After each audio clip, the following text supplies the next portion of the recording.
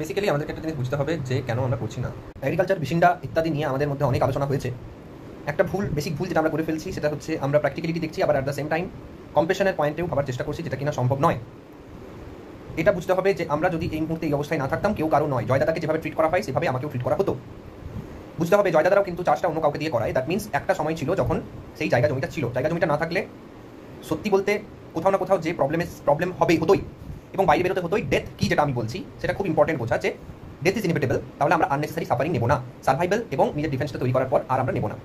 নিজের মতো কোথাও দেখতে পেলে কম্পেশন আসবে, সেটা একটা সম্পূর্ণ ডিফারেন্ট পয়েন্ট, এখানে অ্যানালিসিস আসবে না।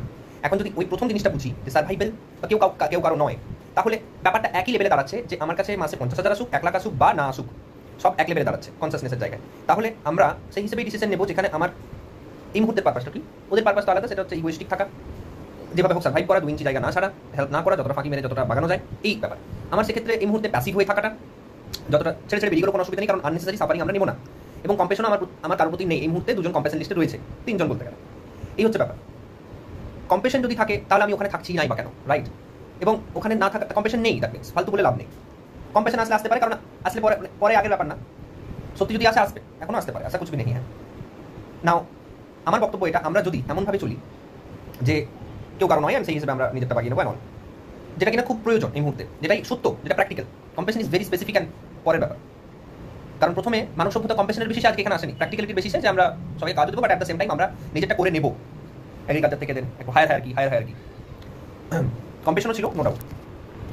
এবার আমার যে প্রয়োজনটা, অর্থাৎ আমার প্রয়োজনটা এখানে কি, খেলাধুলো, body movement, right, security, unnecessary pain না হওয়া, সার্ভাইভ করে দেওয়া, এটা খেলা ওখানে হয় না। আচ্ছা, কেউ কারো নয়, তো অ্যাটলিস্ট কিছু নিডি আসছে, কম্পেশন সেভাবে যাচ্ছে না, তো এক্সপেক্ট এটা করা উচিত আমার, যে কিছু আমি পাবো ফিরে, সাহায্য, কেউ কিছু এনে দেবে, একটা হয় না যে পাশে থাকা, সেই জিনিসটার অভাব রয়েছে, ডেকে করানোর ব্যাপারটা রয়েছে, যেটা কিনা একদম আমি পছন্দ করছি না, প্রয়োজনই নেই, কেন করাবো? কেউ কারো নয়, আলটিমেটলি ওরা বারবার প্রুভ করছে সেটা। ইউনিটি, স্ট্রেংথ, একে অপরকে সাহায্য করার কাজ হতো, না হওয়ার কিছু নেই, নিশ্চয়ই হতো, but that's not a point right now, মানে হচ্ছেই না সেটা। আমার বেশিটা যাওয়ার কি কোনো রকম কোনো ইয়ে নেই, প্রয়োজন নেই, বা কোনো রকম কোনো আমার সাফারিং কমানোর ব্যাপার নেই। হ্যাঁ, কেউ কারো নয়, টিম বানাও, খেলাধুলো যদি চালু হয় তো হলো, কম্পেশনের কাজ করে দিও 2-1টা আসলে, ঠিক আছে, এই হচ্ছে ব্যাপার। এবার ওটা কেন চুজ করবো? এখানে নয়, প্রথমত এখানেও প্লে নেই, ওখানেও প্লে নেই, কিন্তু ওখানে দুঃখটা দেখতে হচ্ছে, দুঃখটা যেখানে কম্পেশন আসার কথা, কম্পেশন আসছে, কিন্তু I can do anything about it, এটাও একটা বড় ঘটনা। আর নোন ফেসেসের যে একটা চিন্তা, যেটা কিনা পরে থাকবে না, এখনো নেই সেভাবে। সিকিউরিটি যদি মেনটেন করতে পারিস, যদি দুঃখ না থাকে সেভাবে কারো, তাহলে যাওয়া যেতেই পারে, বাট আমার মনে হয় অত সহজ নয় ব্যাপারটা।